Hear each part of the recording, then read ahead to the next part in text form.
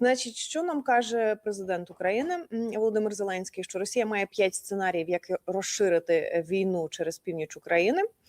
Про це заявив президент після засідання Ставки Верховного Головнокомандувача. Каже, що Білорусь може готувати наступ з території Брянської області в напрямку Київської та Чернігівської областей. Про Білорусь останніх кілька місяців ми дуже багато згадуємо, і від влади також було чимало заяв про те, що в Білорусі може щось готуватися, з напрямку з Білорусі може щось готуватися. Плюс зараз стартували ці навчання з залученням ядерної зброї. Що ми можемо сказати, наскільки, що ви бачите, наскільки ви володієте інформацією в цьому контексті, в контексті того, чи готується щось серйозне з боку Білорусі в напрямку України? Ну, трэба адзначыць, што з 2022 года Лукашенко ажыццяўляе сістэмныя дзеянні дзеля таго, каб павысіць узровень ваеннай гатоўнасці Беларусі. Беларусь ніколі не была гатова так да вайны, як сёння. Гэта не азначае, што яна выглядае лепш за іншыя краіны, ці яна больш гатовая ваяваць, чым Украіна. Просто за апошнія 4 гады у ваенную сферу, бюджэт ваеннай сферы павялічыўся ў 5 разоў. Але зноў жа такі давайте параўнаем. 5 разоў гэта значыць на сённяшні дзень, ну дзесьці каля 1 мільярда 200-300 мільёнаў долараў США. Это не такі вялікі бюджэт у параўнанні нават з Латвіяй і Літвой.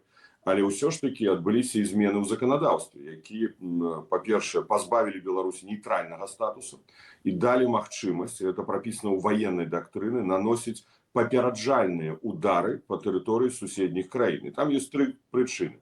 Першая прычына, калі на тэрыторыі суседняй краіны яны могуць заўважыць вялікую групоўку войскаў, калі на тэрыторыі суседняй краіны адбываецца мабілізацыя. І трэцяя прычына папераджальнага патэнцыяльнага удара, калі ёсць іншыя пагрозы нацыянальнай бяспекі Беларусі. Фактычна гэта дае магчымасць Лукашэнку ажыццявіць удар па тэрыторыі іншай краіны без ніякіх падставаў. Просто калі гэта рашэнне будзе прынята, напрыклад, у Крамлі.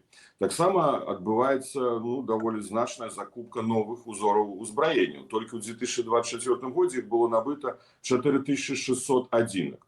Лукашенко недавно хвалился министру обороны, что мы с вами купили российские новые самолеты, вертолеты, системы супрацьпаветраной обороны. Ну, ствараецца так званая лінія Хрэніна. І яна ўжо фактычна ёсць на Волковыскім, Смаргонскім участках, гэта там бліжэй да Літвы, таксама на Брэсцкай вобласці. Плануецца яе закальцаваць па перыметру ўсёй мяжы, апрача, конечно, Российской Федерации. Проверены все бомбосховища, например, 5000 только у Минску их готовность. Отбываются постоянно проверки поветранной тревоги. Так само навучанні, які мы бачим з вами без перапынку. Так что Лукашенко, зменена система мобилизации. Зараз можно змобилизовать на подставе СМС, можно заключенных, які ў турмах браць у мобілізацыю.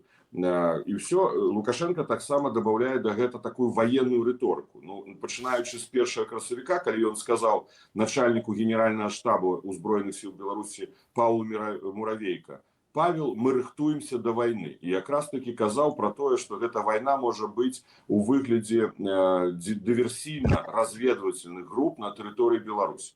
Далей больш. Лукашенко, ужо вярнуўшыся з Москвы 9 мая, выступаючы у Мінску, сказаў, што вакол ворагі, і гэта ворагі эсэсаўцы, бандераўцы і лясныя браты. І нават кажа, што ў Літве там здзекваюцца з памяці савецкіх салдат, мы павінны іх вярнуць. Якім чынам ён плануе вярнуць з Літвы? Што, агрэсію ажыццявіць? Но ён на гэтым не спыніўся. У мінулы панядзелак ён сабраў нараду, на якой быў прэм'ер-міністр, дзяржсакратар Савета бяспекі, міністр абароны, начальнік генеральнага штаба і старшыня вайскова-прамысловага камітэта. І там ён сказаў, што Беларусь стане тэатрам военных дзеянняў. Так і сказаў, беларуская тэрыторыя стане тэатрам военных дзеянняў. Наступнага дня, у аўторак, ён зноў запрасіў міністра абароны. І тут ён сказаў ужо наступнае, што мы рыхтуемся да вайны, дай Бог яе пазбегнуць. Это что? И он надеется, что Бог ему дапаможа пазбегнуць, выпадак дапаможа пазбегнуць. Так что апрача тых дзеянняў, які ажыццяўляе Лукашенко ў военной сферы, ён і псіхалагічна рыхтуе грамадства да патэнцыйнай вайны. Пытанне, наколькі гэта рэалістычна. На мой погляд, самастойна Лукашенко нічога не зробіць. Ён не ў стане накіраваць беларускую армію за мяжу, бо ён баіцца рэакцыі ў грамадстве. Калі будуць загінулыя, калі будуць параненыя, беларусы пацыфісты по характеру, 90% беларусаў і больш не хоча, каб беларуская армія дзесьці воевала за мяжой. Так что тут гэта можа стварыць для яго крытычную сітуацыю, для яго ўлады, бо ён узурпатор. Ён жа не апіраецца на грамадскую падтрымку, не апіраецца на беларускі народ. Беларусы ж не разумеюць, па што яны павінны, напрыклад, воеваць з Украінай ці, напрыклад, з Літвой. Ну вось калі будуць расійскія войскі на тэрыторыі Беларусі, вось тут Лукашенко прадставіць інфраструктуру, лагістычна забяспечыць і, магчыма, нават частку сіл спецыяльных аперацый даць для гэтых дзеянняў.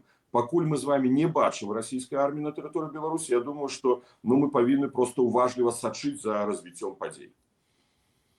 Тут зрозуміло. Давайте ще до однієї тези, про яку сказав народний депутат України пан Костенко. Каже, що інформація, що Путін тисне на Лукашенка, щоб той вступив у війну.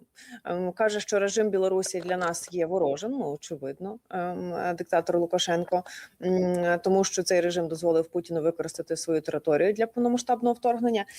І все, що відбувається, це наслідок цього. Наразі, каже, є інформація, що Путін найбільше тисне на Лукашенка, щоб той тим чи іншим способом вступив у війну, бо взяв на себе певну роль у ній. Про це зазначив народний депутат України пан Костенко. Є ще й протилежна думка про те, що поки що Лукашенко не віддасть прямого наказу і не дозволить військам вступати у війну. Ну, давайте поглядим на тэрыторыю Беларусі з космоса. Гэта для России стратэгічна важная тэрыторыя для рэалізацыі вайсковых планаў. Бо калі з тэрыторыі Беларусі, калі там знаходіцца, напрыклад, расійская армія, яна можа пагражаць агрэсіяй як Украіне, так Польшчы, Літве і Латвіі, ну і ўскоснай Эстонії. Яна можа дэстабілізаваць сітуацыю на межах, што мы з вами наглядаем у выглядзе гібриднай вайны супраць краін Еўрапейскага Саюза, ну і рэальных военной агрэсіі, якая адбылася ў 2022 годзе ў адносінах да Украіны. Так што тэарэтычна і практычна мы разумеем, што гэта рэальна, але калі там знаходзяцца расійскія войскі. Ці цісне Путін на Лукашенку? Ну, напэўна, дамоўленасці падобнага плана існуюць. И генеральные штабы Беларуси и России такие планы войсковых операций давно уже зацвердили. Пытание, кто и коли отдаст гэты загад.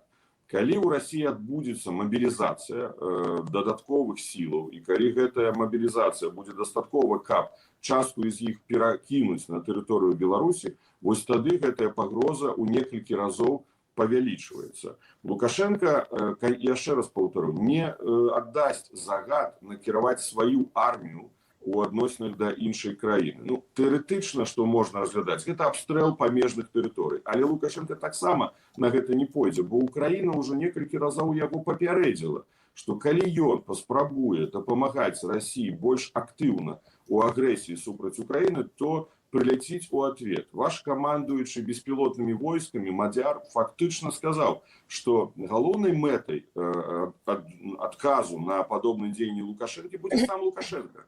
Так что он становится целью, метой номер один. И президент Украины Зеленский так само сказал Лукашенко, коли он будет допомагать России, то будет венесуэльский сценарий, как с Мадуро.